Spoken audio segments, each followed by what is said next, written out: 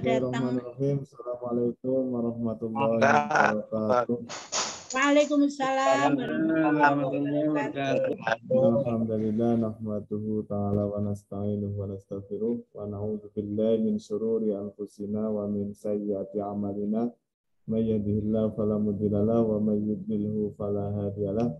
Asyhadu an la ilaha illallah wa la syarika lah wa asyhadu anna Muhammadan abduhu wa rasuluh sallallahu alaihi wa ala alihi wa ashabihi ajmain.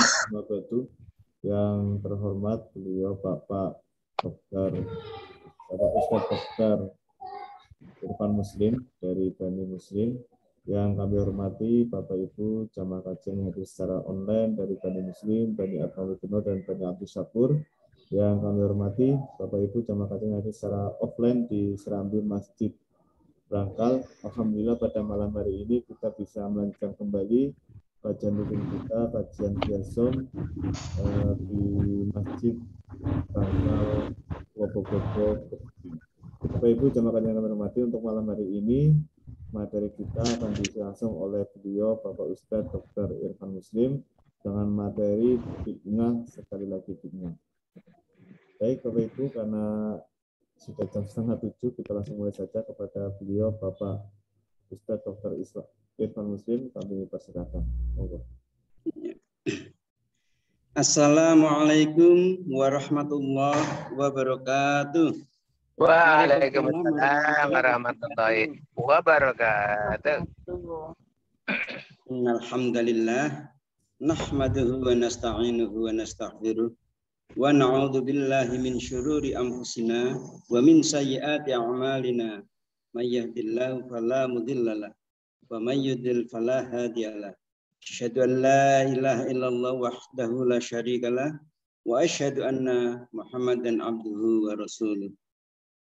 Bapak Ibu yang dirahmati Allah, yang ada di Zoom ini dan yang ada di Masjid Yai Sirat Brangkal. Memasuki tahun 2022 ini,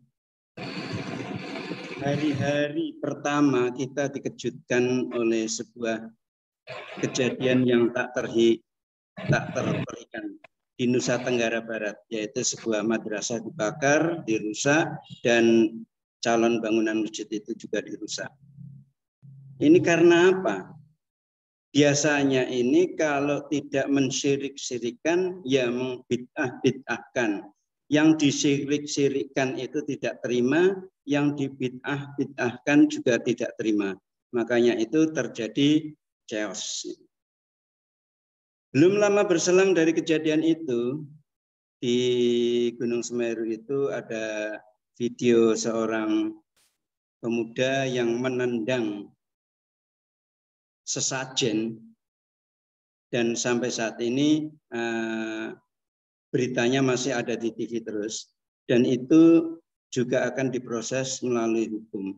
Oleh karena yang mensajeni itu dan yang bolo-bolonya itu tidak terima bahwa sesajen itu diperlakukan tidak semestinya. Saya sangat prihatin sekali. Ini juga karena berhubungan juga dengan syirik dan bid'ah. Maka dari itu saya mengambil topik bahasan bid'ah. Sekali lagi bid'ah. Kenapa judulnya kok begitu? Oleh karena saya menganggap bahwa persoalan ini adalah sangat penting dan urgen. Paling tidak menurut saya. Penting oleh karena semua orang Islam wajib tahu persoalan bid'ah ini. Sehingga Bapak Ibu dan saudara-saudara sekalian harus tahu bahwa yang namanya bid'ah itu harus dihindari.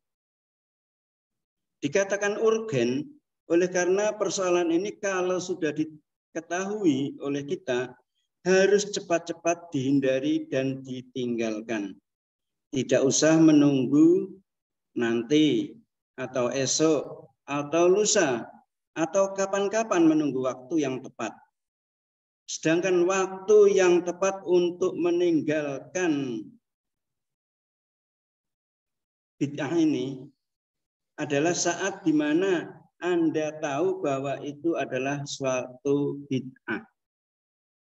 Apabila Anda telah atau pernah melakukan perbuatan bid'ah, maka Anda harus cepat-cepat memohon ampun daripada Allah, menyesali perbuatan tersebut dan tidak akan pernah mengulangi lagi perbuatan tersebut. Walaupun tetangga, teman, atau saudara-saudara masih melakukannya. Dan jangan sekali-kali takut untuk meninggalkannya. Oleh karena ada kata-kata bijak. Takutlah kepada Allah dalam urusan manusia dan janganlah takut kepada manusia dalam urusan Allah. Sekali lagi, takutlah kepada Allah dalam urusan manusia dan janganlah takut kepada manusia dalam urusan Allah. Dan kalau memungkinkan, misalnya mempunyai keberanian atau mempunyai kekuasaan, sebisa mungkin ilmu tentang bid'ah ini harus ditularkan pada orang lain. Harus didakwahkan pada orang lain, tapi dengan cara yang ma'ruf. Insya Allah itu akan bernilai ibadah. Kalau itu pun tidak memungkinkan, berdoalah agar saudara kita yang masih melakukan diberi hidayah untuk segera meninggalkannya. Bapak Ibu yang dirahmati Allah, dalam pembahasan ini saya tidak akan mendefinisikan apakah bid'ah itu. Saya tidak akan membid'ah-bid'ahkan suatu amalan. Nanti akan terjawab oleh Allah dan terjawab oleh Rasulullah. Tetapi saya akan mengutip sejumlah ayat-ayat dari kitabullah dan beberapa hadis sahih yang kami nukil, yang kami dengan sendirinya akan menjelaskan apakah itu bid'ah, sekaligus menjelaskan ancaman-ancaman atau sanksi-sanksinya. Jadi di sini saya tidak akan mengatakan ini adalah bid'ah, itu adalah bid'ah, ini adalah bid'ah, itu adalah bid'ah.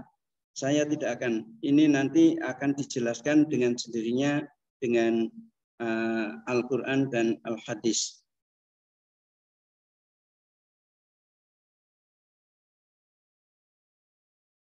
Kemudian setelah nanti kami utarakan berdasarkan Quran dan Hadis, masih ada orang yang berbuat bid'ah dan masih mempraktekkannya.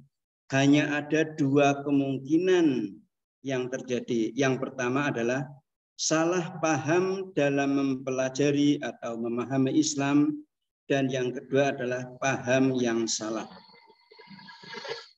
Oleh karena saking banyaknya praktik-praktik bid'ah yang ada di masyarakat dan ada kecenderungan semakin kesini semakin bertambah jenis-jenis dan praktik bid'ah yang mana kadang-kadang dihembuskan oleh orang-orang yang suka membuat bid'ah atau orang-orang Islam yang mempunyai sifat atau mempunyai kebiasaan mengerjakan bid'ah-bid'ah itu semakin lama itu semakin banyak jenis-jenis dan macam-macam bid'ah. Sedangkan untuk detailnya atau macam-macam amalan yang dikategorikan bid'ah, saya sarankan Bapak Ibu sekalian mengalokasikan niat yang kuat untuk mempelajarinya. Mengalokasikan waktu yang lumayan panjang untuk mempelajarinya. Dan mengalokasikan dana yang tidak sedikit untuk membeli buku-buku yang akan menjelaskan. Oleh karena setiap orang yang akan menjelaskan bid'ah ini akan merasa ketakutan. Oleh karena nanti dikira ini bid'ah, itu bid'ah, ini bid'ah, itu bid'ah. Kalau secara berceramah atau secara orasi itu akan mempunyai resiko yang tinggi. Maka dari itu, agar Bapak Ibu sekalian tahu jenis-jenis bid'ah atau apa saja yang dikategorikan bid'ah, itu biasanya para penceramah itu menulis atau dia membuat buku atau dia menjelaskan di dalam karya-karya tulisnya, yaitu sebuah buku yang akan menjelaskan tentang bid'ah tersebut.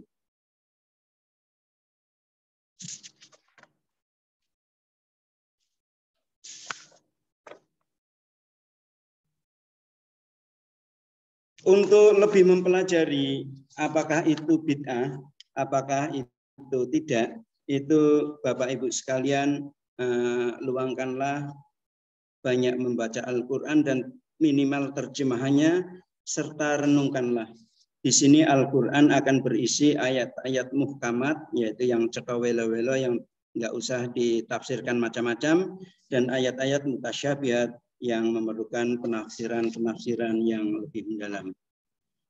Kemudian minimal Bapak Ibu sekalian harus membaca kitab-kitab hadis, minimal yaitu kitab Bukhari, Muslim gitu. Syukur-syukur kitab hadis yang lain.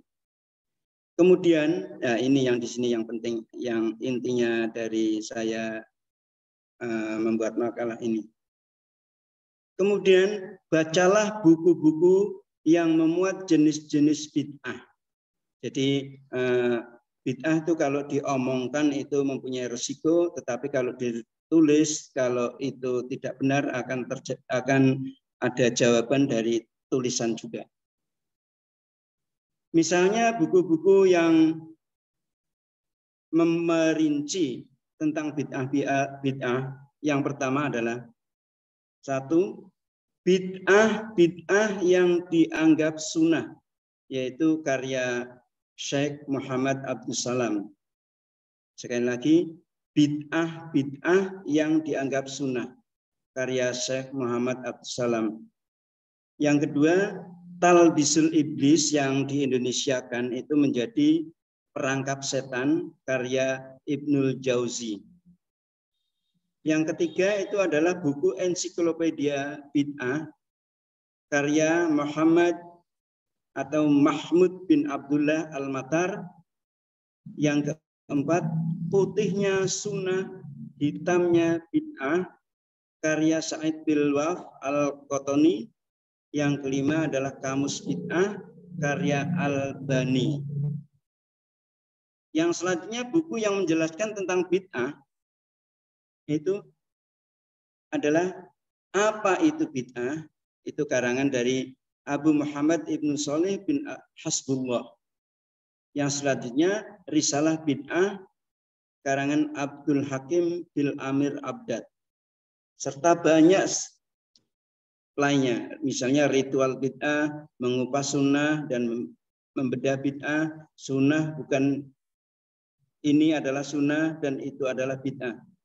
Itu buku-buku itu semuanya sudah, buku-buku itu semua sudah diindonesiakan dan dijual bebas di toko-toko buku dan bisa juga melalui online. Sebagai pijakan dalam pembahasan bid'ah itu adalah surat Al-Maidah yang terkenal itu potongan dari surat Al-Maidah, Al-Yauma akmaltu lakum dinakum wa atmamtu alaikum ni'mati wa raditu lakum Islam madinah. Pada hari ini telah aku sempurnakan agamamu untukmu dan telah aku cukupkan nikmatku untukmu dan telah aku ridhoi Islam sebagai agamamu. Jadi kalau hari ini pada waktu ayat ini diturunkan itu sudah cukup Islam itu. Islam sudah sempurna dan Islam sudah diridhoi oleh Allah. Syariat-syariatnya, tata caranya dan sebagainya itu sudah sempurna. Jadi tidak perlu ada tambahan-tambahan lagi. Kalau itu ada tambahan-tambahan lagi, misalnya ada tambahan-tambahan, itu akan dikategorikan suatu yang bid'ah. Jadi ayat ini jelas, nggak usah ditafsirkan. Tinggal kita saja yang mau mengimani atau tidak. Jangan ditambah, jangan dikurangi. Ikutilah cara beragama yang telah diajarkan, dipraktekkan, dilakukan oleh Muhammad Rasulullah sebagai seorang yang mendapat mandat sebagai utusan Allah untuk menyebarkan risalah agama ini. Sebagaimana firman Allah dalam Quran surat An-Nisa, barang siapa yang mendurhakai Allah dan Rasul-Nya dan melanggar ketentuan-ketentuannya, niscaya Allah memasukkannya ke dalam api neraka dan ia kekal di dalamnya. Pada surat Al-Jin ayat 23, barang siapa mendurhakai Allah dan Rasul-Nya, maka sesungguhnya baginya neraka jahanam. Mereka kekal di dalamnya. Dan kebalikannya dari itu, jika kamu benar-benar mencintai Allah, ikutilah aku, niscaya Allah mengasihi dan mengampuni dosa-dosamu. Allah Maha Pengasih lagi Maha Penyayang.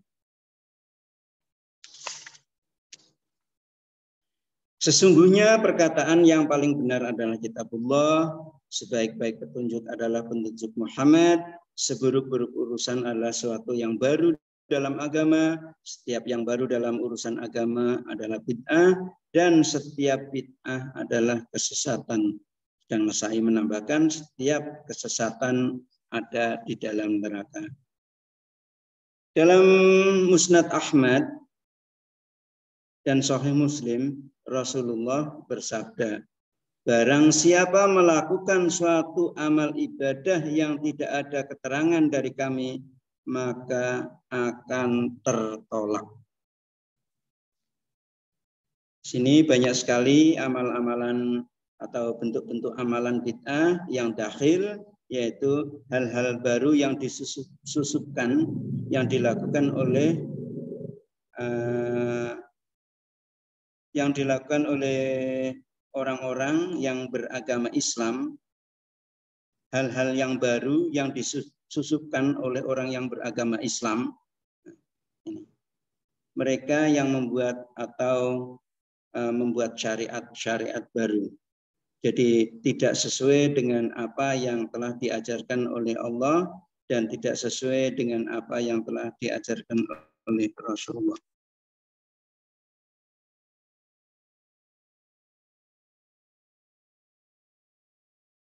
Mereka telah memasukkan dalam pintu kesesatan. Jadi sesuatu yang dakhil itu yang seolah-olah itu adalah sesuatu yang baik, sesuatu yang indah. Tetapi kenyataannya itu adalah sesuatu yang setan itu mengikutinya. Setan itu menganjurkan hal-hal yang kelihatannya baik, padahal itu adalah menyimpang dari ajaran Rasulullah. Oleh karena setan itu amat sangat cerdik, amat sangat halus, seolah-olah sesuatu yang baik itu dikira itu adalah sesuatu yang dari Allah, dari Rasulullah. Padahal Rasulullah telah bersabda melalui hadis yang diriwayatkan oleh Tabrani, tidaklah aku tinggalkan sesuatu yang mendekatkan ke surga, kecuali telah aku utarakan kepada kalian semuanya. Dan tidaklah ada segala sesuatu yang menjauhkan dari neraka, kecuali aku telah utarakan semuanya kepada kalian. Rasulullah juga menjelaskan agama Islam. Contohnya apa, Pak? Contohnya, Pak Irfan. Gimana? Contohnya. Bentar, ini jangan diputus dulu, Bu Atika. Jangan diputus dulu, ini nanti ada sesi tanya jawab. Rasulullah juga menjelaskan agama Islam mulai dalam keadaan terasing dan akan menjadi terasing seperti awal kemunculannya. Maka beruntunglah orang-orang yang terasing itu. Beliau ditanya, siapakah mereka itu wahai Rasulullah? Beliau menjawab, mereka adalah yang memperbaiki sunnahku yang telah dirusak oleh manusia. Bagaimanapun Allah tidak akan membiarkan agamanya dirusak. dan Allah tidak akan mencabut semangat orang-orang yang ingin membela agamanya untuk memerangi setiap dakhil dalam agama. Kalaupun jumlah mereka itu kecil, karena memang di setiap masa itu hanya ada 1 atau 2 orang yang akan memerangi penyimpangan-penyimpangan tersebut. Ini inti dari pembahasan bid'ah itu. Jadi saya tidak akan membid'ah-bid'ahkan, tetapi saya akan menunjukkan di mana Bapak Ibu sekalian itu bisa mempelajari, bisa membaca jenis-jenis bid'ah yang ada di dalam kehidupan ini. Jadi seperti tadi saya sebutkan di dalam buku bid'ah-bid'ah yang dianggap sunnah, Talbisul Iblis, Ensiklopedia Bid'ah, Putihnya Sunnah dan Hitamnya Bid'ah, Kamus Bid'ah, apakah bid'ah itu ini Pak adalah Pak Irfan, itu tak adalah salah ya. Gini. Gimana? Saya nyelok gini, itu buku-buku itu ya, tapi belum tentu kita semuanya itu bisa membaca atau sempat membaca. Lah mbok tolong dikasih tahu ini loh contohnya seperti ini yang saya baca gitu loh. Itu terima kasih Bu Atika.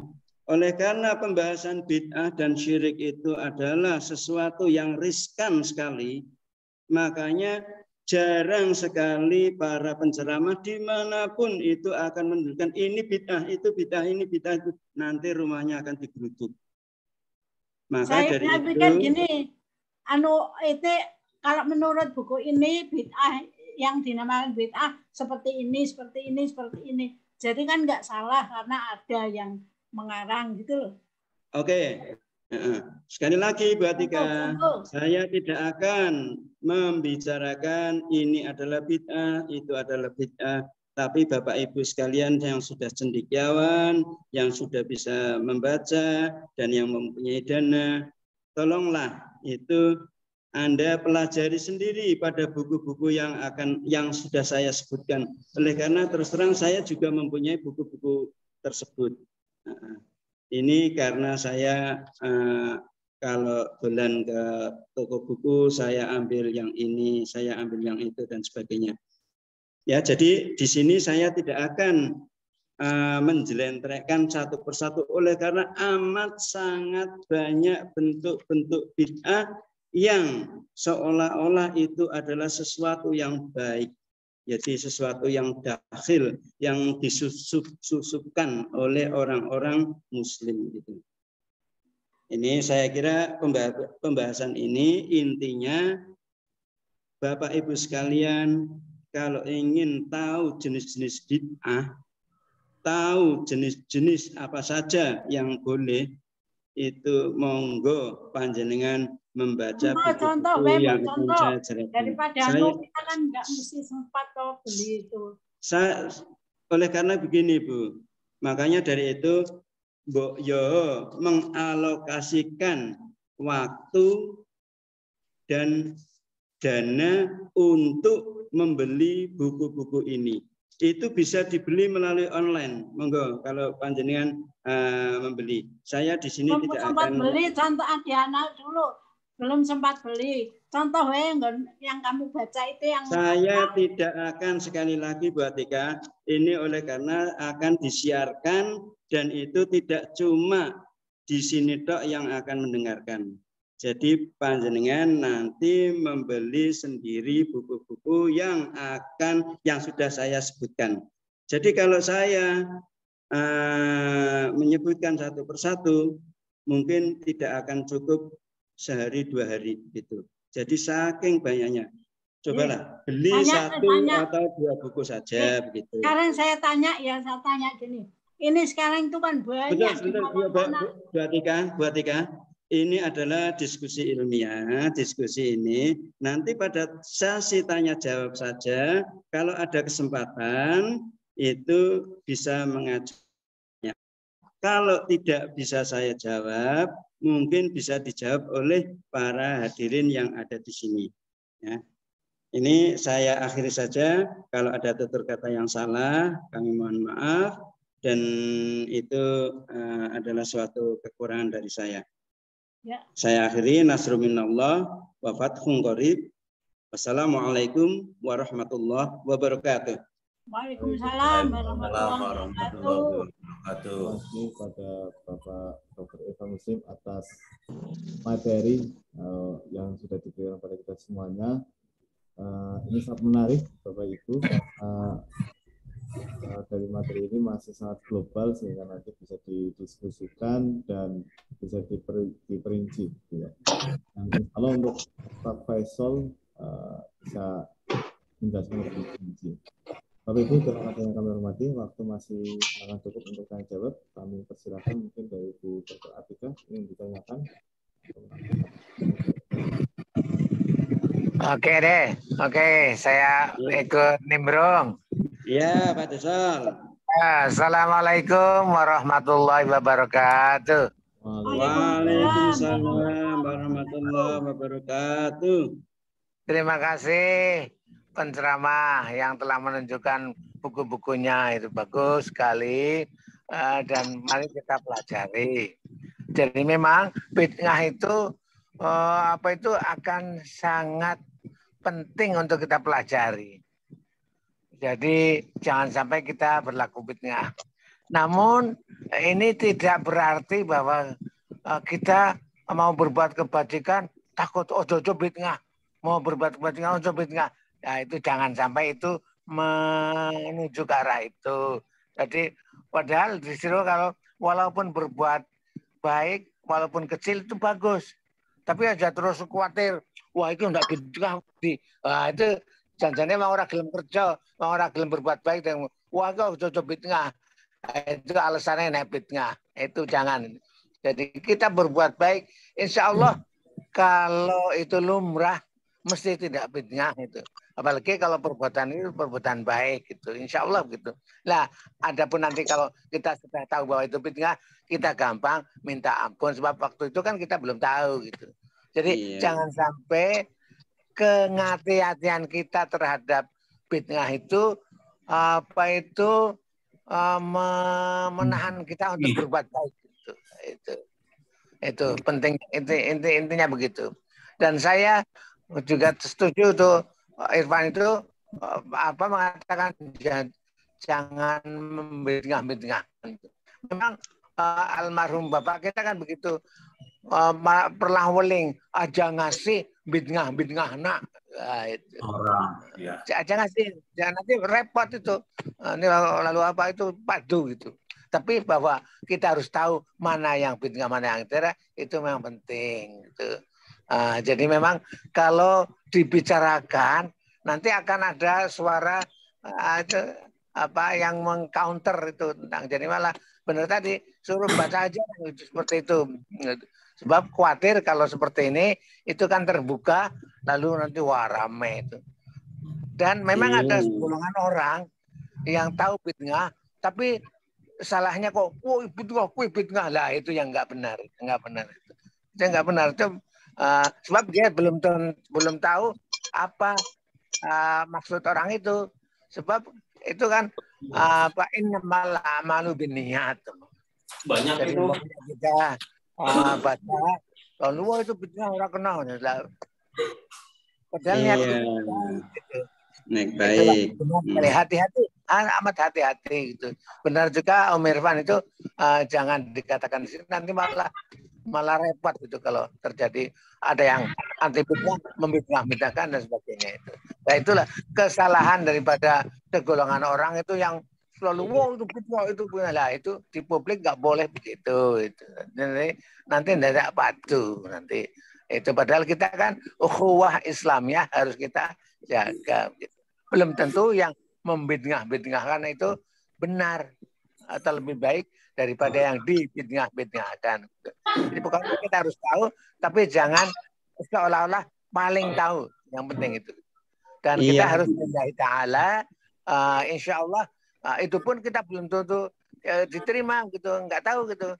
Tapi kita berusaha untuk yang terbaik. Terima kasih Om Irfan. Benar? Iya.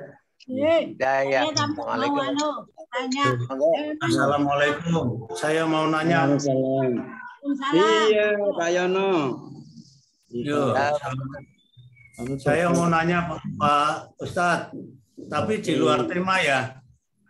Bisa nanti kalau itu boleh Pak Anu itu ada Pak Bisol aja jawab.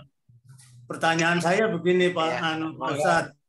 Nah, sekarang itu kan sudah latah umum kalau orang-orang di kita itu mencantumkan nama, terus nama orang perempuan, itu nasabnya jadi suaminya yang ditambahkan di belakangnya. Seperti tadi almarhum Saminah Mutarom ya. Sebenarnya kan dia Mutarom itu kan suaminya. Iya, bukan bapaknya. Nah, itu gimana di dalam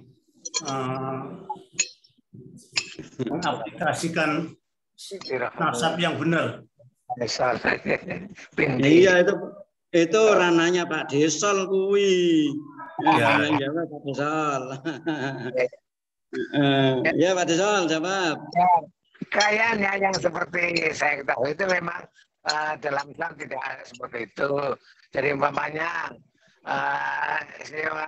istri saya itu sebenarnya tidak Ruhani Faisal, tapi Ruhani binti Widosiroto gitu. Yang benar seperti itu dalam Islam gitu.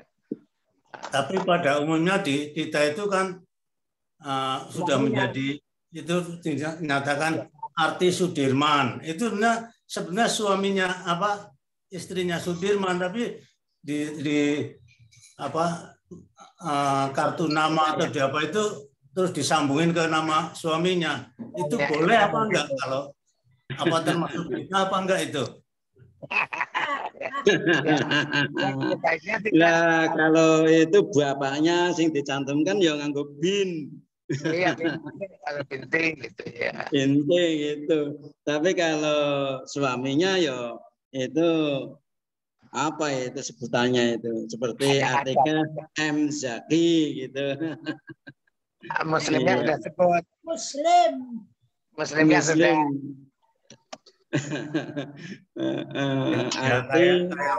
Firman. Waktu kita pergi haji kan namanya harus tiga kata ya. Tiga kata ya. Ya itu kadang-kadang dimasukkan nama-nama suami sama sebenarnya yang betul kan nama sendiri terus nama bapaknya nama itu. Tapi kadang-kadang kan banyak orang mencantumkan namanya suaminya. Itu boleh apa enggak? Apa termasuk mubah atau gimana itu? Pak Desol jawab itu, ayo. Apa sekarang tadi dalam Islam tidak seperti itu. Dalam Islam yang benar tadi bapaknya gitu. Jadi Fatimah binti Muhammad, bukan Fatimah Ali. Karena suaminya itu Ali bin Abi Thalib, tapi Fatimah binti Muhammad. Itu yang kalau benar. nggak dikasih binti Fatimah Muhammad, gitu. Ya boleh juga Fatimah Muhammad boleh. Asal bukan Muhammad Fatimah ya.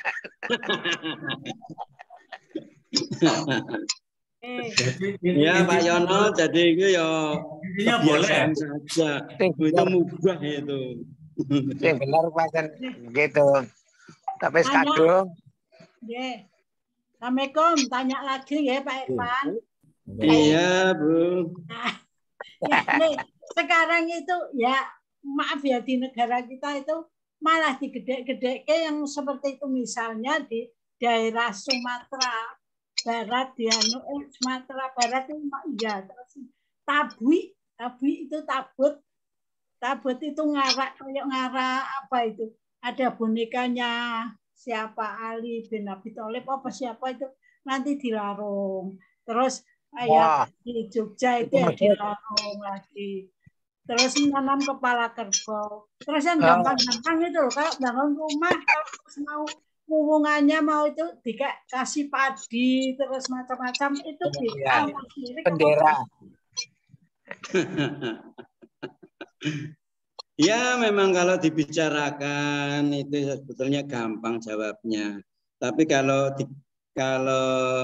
sudah di udara, ini semua orang tahu. Kalau mereka tidak terima ya geruduk rumah kita. Makanya dari itu yang penting itu membaca dan membaca. Kita kan terus terang kalau mempunyai waktu, mempunyai dana dan sebagainya, belilah buku-buku yang itu. Jadi nanti adalah jawabannya, semuanya ada di situ. Jadi memang dibicarakan itu tabu ini, Mbak Tika. Bisa rumahnya digeruduk gitu. Bahaya. Iya. Tapi kalau gitu kan masyarakat tetap aja nggak tahu. Padahal dakwah itu kan untuk memberitahu masyarakat ini yang benar, ini yang tidak gitu. Nah, ya memang Kalau itu. saya kok apalagi di antara kita gitu ya. Nah, kasih tahu aja. Soalnya kan banyak itu membangun rumah sepomongan terus dikasih padi biar apa. Kasih bendera segala. Nah, bendera Amerika ya ora oleh, nah bendera. Udahlah yang kayak gitu tabu dibicarakan, makanya kita betul Pak Ustadz. Bila perlu kita mengalokasikan dana yang banyak, membeli buku-buku itu disumbangkan kepada mereka-mereka yang tidak bisa membeli gitu. Itu juga masyarakat Indonesia. Itu tabu sekali Bu Atika, tabu sekali. Apalagi saya di desa ini. Ya. Kita harus berani, Wong Kiai Ahmad Dahlan Muhammadiyah itu kan memberantas yang begitu-begitu. TBC. Tapi betul Pak De Faisal itu seperti orang-orang yang Salafi itu yang mengaku-ngaku Wahabi itu, kalau memberitakan orang gampang itu menjadi counter di masyarakat. Oh itu sebetulnya yang seperti itu nggak perlu dipublikasikan yang terlalu heboh. Sehingga sekarang itu banyak dari jamaah-jamaah masjid itu, oh ini mengkotak-kotakan, oh ini Wahabi, ini enggak berani memberitakan itu. Yang sampai sekarang itu sebagian besar itu orang-orang Wahabi. Iya, sama Salafi. Begini Pak Yono, tadi saya mempunyai mencitir kata-kata mutiara. Takutlah kepada Allah dalam urusan manusia, dan janganlah takut kepada manusia dalam urusan Allah. Tapi itu angel banget, kita nggak punya alasan dan sebagainya. Saya menyadari itu. Memang betul Ustadz sampean itu kalau mau tahu yang bid'ah yang enggak itu kita belajar sendiri, belajar itu dan belajar dari lingkungan. Tapi kalau publikasikan seperti itu, masyarakat gimana? Masalah yang tidak akan habis-habisnya. Ya, masyarakat tetap bodoh. Ya, makanya dari itu wakaf buku-buku itu juga nggak apa-apa kok. Kan masa wakaf untuk seluruh Indonesia? Ya, enggak, maksudnya itu nanti kalau kita ngomong, kalau sudah ganti iki ya kita baru bisa itu. Nah, ganti ikinya itu nanti dalam tanda kutip gitu loh. Ya, itu tabu sekali. Makanya belilah, baca minimal untuk kita, saudara kita, teman-teman kita dan orang-orang yang kita kenal gitu. Yang mereka itu monggo lah. Angel itu memang. Jalan aja berani. Pak Ustadz, itu waktu kita mengikuti YouTube-nya orang Hindu yang masuk Islam, waktu ceramah di Jawa-Jawa itu dia akan mengkonter bahwa ini adalah kerjaan Hindu pada waktu saya Hindu. Tapi gimana Islam masih melakukan ini. Itu bagus sekali itu.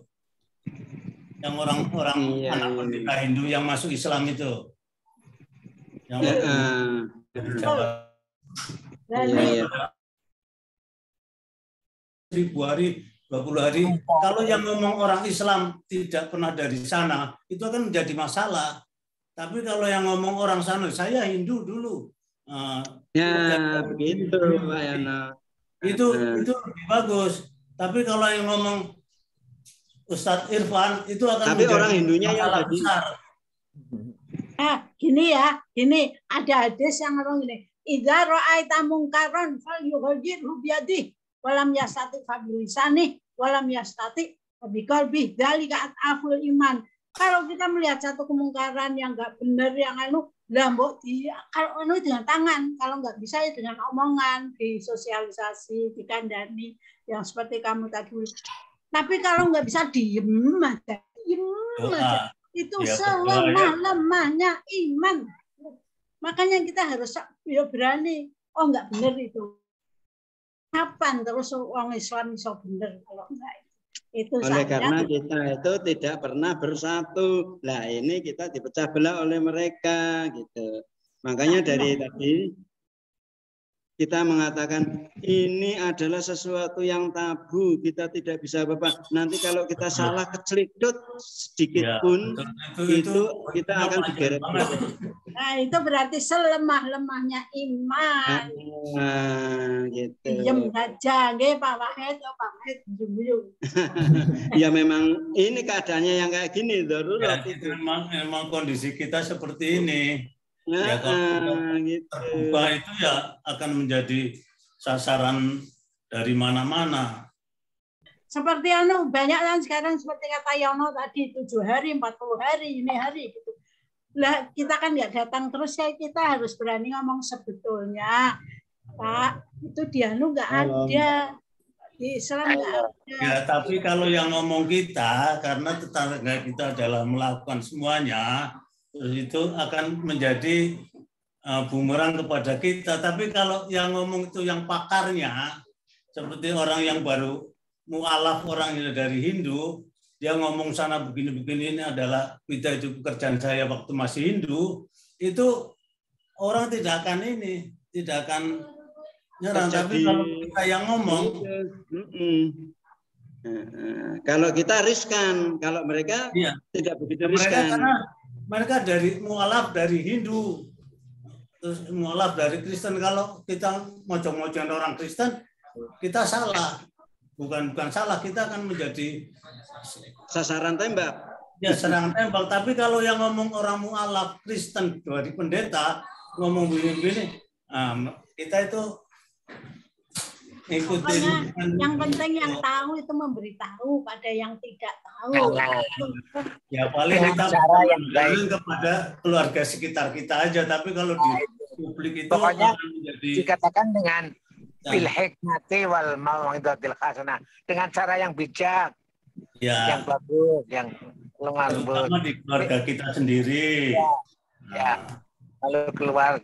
Kalau masyarakat sekitar kita, begitulah. Tapi dengan bil hikmati, dengan kebijaksanaan gitu, jangan frontal. Frontal ya, aduh. Ya, misalnya Pak Desal, ini kalau kita mewakafkan buku lah, 10, ada 100 orang jadi 1000, ada 1000 orang jadi 100 gitu. Walaupun kita memang bisanya begitu, tidak bisa kita gitu. Nah itu kan juga bisa ditempuh gitu. Jadi nggak riskan untuk kita. Gitu. Makanya inti dari saya itu memperkenalkan buku-buku itu, gitu loh. Saya soalnya sudah mempunyai buku-buku itu. Ya gitu Mas Hasan. Iya, pokoknya kulil haqqo walaupun namuron. Katakanlah yang hak walaupun pahit, tapi dengan bijaksana, gitulah yang penting. Iya, aku bijaksana nih, tapi kita harus ngomong. Kita sendiri yang bisa tahu gitu, bukan bijaksana bijak sini.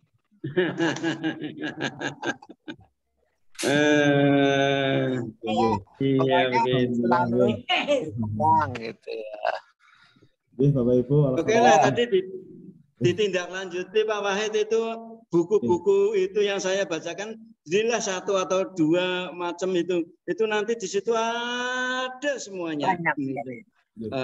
Jadi kita tahu semuanya, minimal untuk diri kita sendiri dan keluarga.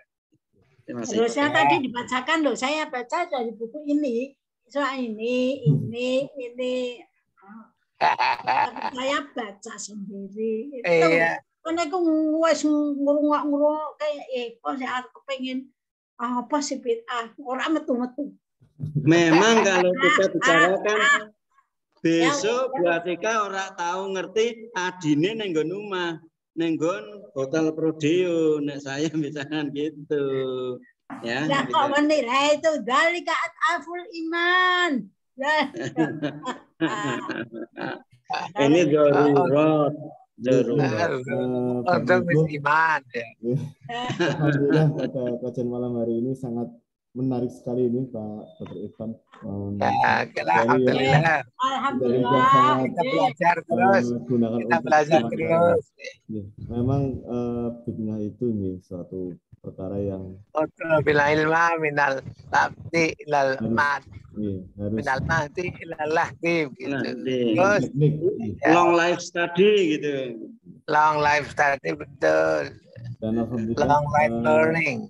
Mungkin untuk model-model pembelajaran yang paling enak itu di sekolahan untuk memberitahukan hikmah sampai itu memang berproses di sekolahan, karena di sekolahan itu di pondok sekolah itu memang mau tidak mau kita mengajak anak-anak untuk membaca ya. Karena mungkin tadi Pak Irfan mengatakan maka buku belum tentu dibaca gitu ya.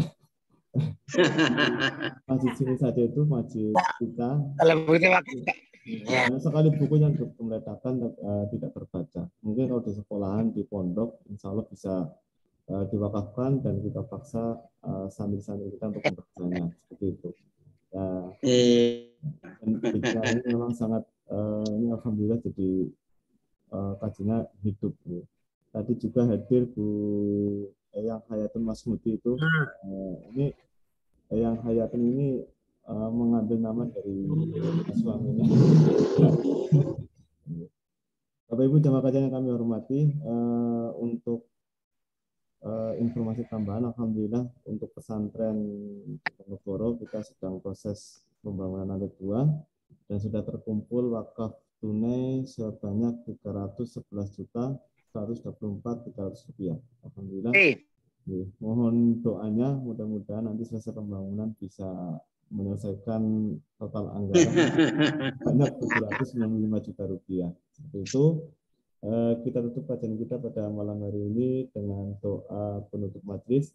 Subhanakallahumma rabbana wa bihamdika asyhadu an la ilaha illa anta astaghfiruka wa atubu ilaik. Assalamualaikum warahmatullahi wabarakatuh. Alhamdulillah.